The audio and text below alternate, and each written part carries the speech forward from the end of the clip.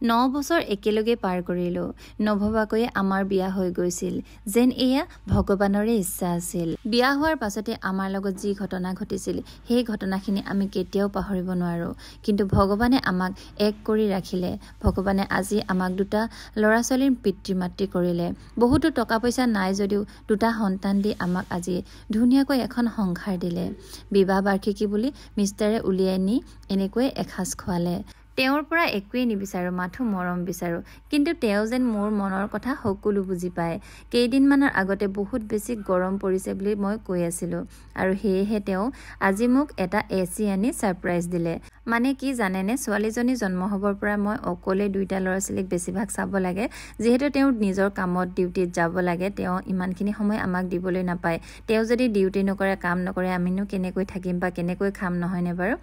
তেওঁ কামত যায় মই অকলে দুইটা ল'ৰা ছোৱালীক চাওঁ আৰু ইমান বেছি গৰম পৰিছে মানে সিহঁতে কষ্ট পাই আছিলে ময়ো কষ্ট পাই আছিলো তেওঁ ভাবিলে যে আজি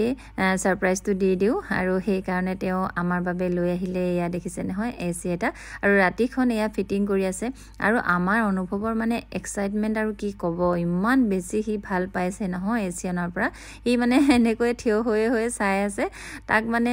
জলদা জলদি লগাই দিব লাগে এচিটো আৰু এয়া এচি কেনেকৈ লগাই দেখিছেনে এনেকৈ মানে এচিটোৰ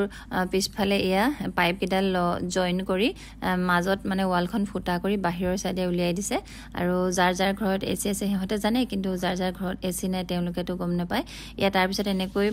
হুমিয়াই দিছে দেখিছে নহয় পাইপটো হুমিয়াই এনেকৈ এচিটো এটা ওয়ালত ফিটিং কৰি দিব আৰু হেয়া ফিটিং কৰি হৈ গল